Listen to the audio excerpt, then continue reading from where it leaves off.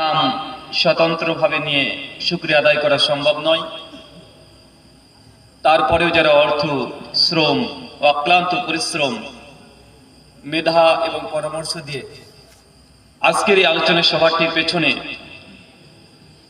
সময় ব্যয় করেছেন, আল্লাহ সুবহানাহু ওয়া তাআলা তুমি তাদের প্রত্যেকের নেক নিয়াত এবং নেক আমলগুলোকে কবুল করে নাও, সকলে পড়ি আমিন।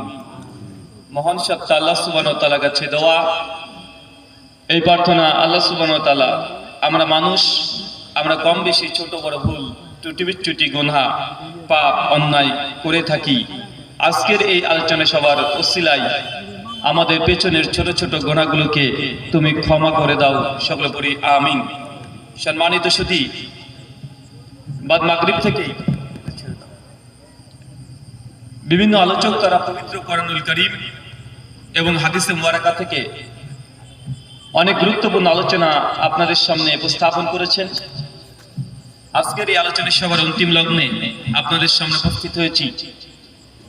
কিছু কথা কোরআনুল কারীম এবং হাদিসে মুবারাকা থেকে বর্তমান প্রেক্ষাপটকে সামনে রেখে কিছু কথা বলার উদ্দেশ্যে, যদিও বিজ্ঞাপনে দেখেছেন আজকের একটি নির্দিষ্ট আলোচ্য বিষয় দেওয়া হয়েছে, ভারতবর্ষে মুসলিমদের যে ইতিহাস।